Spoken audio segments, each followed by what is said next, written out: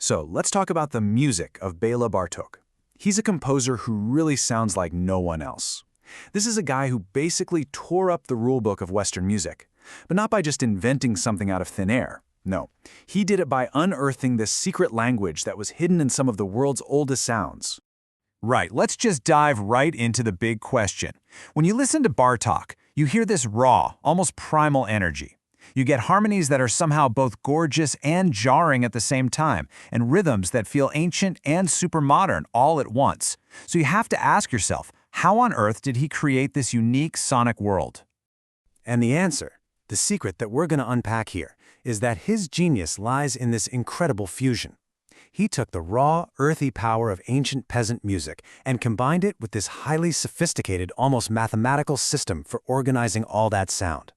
And it all started, maybe surprisingly, not in a classroom or a conservatory, but on a mission deep into the countryside to find the real sound of his homeland.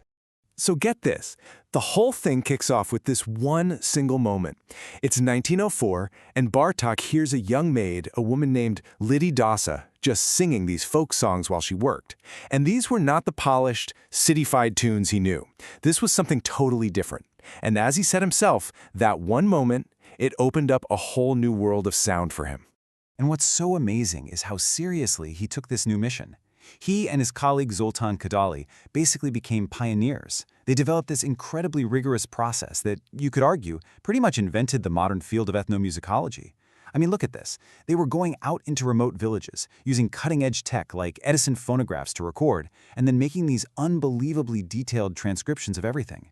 This was not a hobby. This was a massive scientific undertaking. And what they discovered was just a total revelation. You see, the popular gypsy music back in the cities, the stuff composers like Liszt were using, was pretty sentimental. It was all based on the same old major and minor scales. But the authentic peasant music they were recording out in the field, that was something else entirely.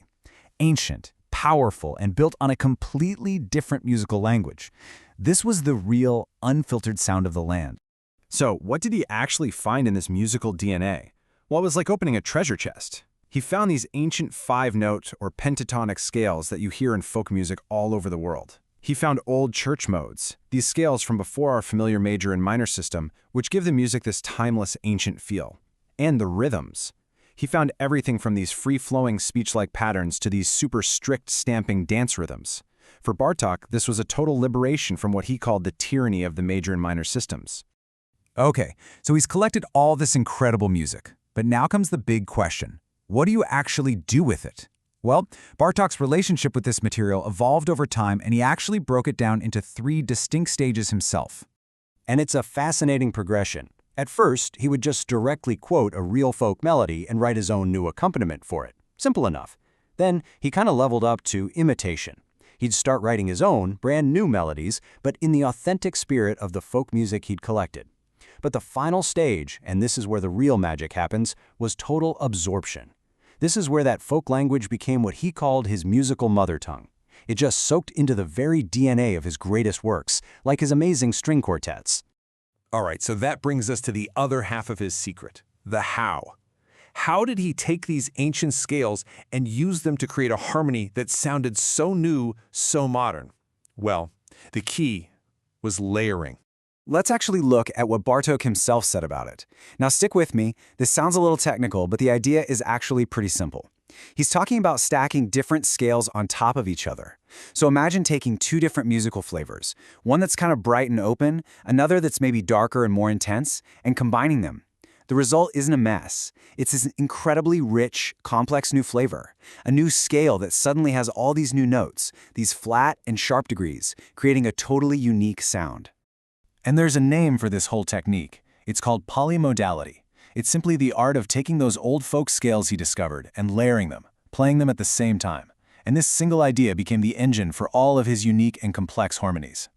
But here's the thing, and this is absolutely crucial. None of this layering was random. Not at all. Far from it. Music theorists have since discovered that underneath all this apparent complexity, there's a beautiful hidden logic, a kind of map to his entire harmonic world. Yeah, seriously, think of it like finding the Rosetta Stone for his music. It's the key that unlocks how all these different scales and modes can not only coexist, but interact in one single, elegant system. And here's where it gets really wild. The key to his supermodern sound was actually something ancient, the medieval Dagian scale. Now, our normal scales just repeat the same pattern every octave, but this old system organized notes differently, based on this really powerful interval called the perfect fifth. This ancient structure became the foundation for his brand new musical map. And from that ancient idea, you get this. Whoa, okay, I know, it looks incredibly complicated, right? But this isn't a piece of music to be played. It's the Dacian space, a complete map of Bartók's entire harmonic universe. It's like an architect's blueprint. Every possible harmonic relationship is plotted out right here, revealing the hidden logic behind his sound. So let's zoom in a bit. Here you can actually see how it works. The map shows how all those different folk modes we talked about earlier, Dorian, Lydian, all of them are really just different slices of this bigger geometric space. You can literally trace how one sound world flows perfectly and logically into the next. It's a unified system that explains everything.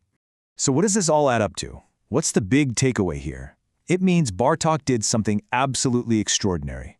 He created a new path for modern music, not by throwing out the past, but by digging into it deeper than almost anyone before him. And really, this one quote from Bartók just says it all. For him, this wasn't some academic exercise or just a cool stylistic trick. This music was the language he thought in, the language he composed in. It was completely fundamental to who he was as an artist. And so, that's the secret, right there. Bartók's genius was this perfect storm, taking the raw, ancient, powerful energy of folk music and channeling it through this incredibly sophisticated, almost geometric system. And the result was a sound that was completely and radically new. Ultimately, Bartók's whole life's work leaves us with this one really profound and beautiful idea. Sometimes, to create the future, you have to listen very, very closely to the past. The path to the new is so often hidden in the very old.